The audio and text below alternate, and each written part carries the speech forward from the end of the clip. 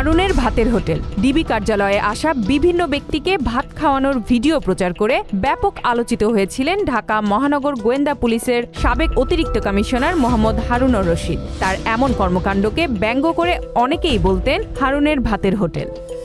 কিন্তু কোথায় এখন সেই হারুন আর তার ভাতের হোটেল? ছাত্র জনতার অভ্যুত্থানে আওয়ামী লীগ সরকারের পতনের পর হারুন পলাতক রয়েছেন। হারুন এবং তার ভাতের হোটেলের কারণে ডিবির ভাবমূর্তি চরমভাবে ক্ষুণ্ণ হয়েছিল। মানুষ এটি নিয়ে হাসি তামাশা করেছে।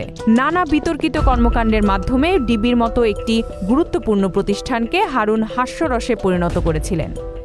হারুন যে কক্ষটিকে ভাতের হোটেল বানিয়েছিলেন, সেই কক্ষ এখন দাপ্তরিক কাজে ব্যবহার করা হচ্ছে। তবে পুরনো সবকিছু ফেলে নতুন বাংলাদেশের সবকিছুই আবার নতুন উদ্যমে শুরু হয়েছে।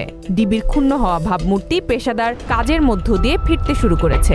এখনকার ডিবি কার্যালয় আর হারুনের ডিবি নয়, সাধারণ মানুষের আস্থা ও ভরসার ডিবি হয়ে উঠেছে। Z news, Dhaka.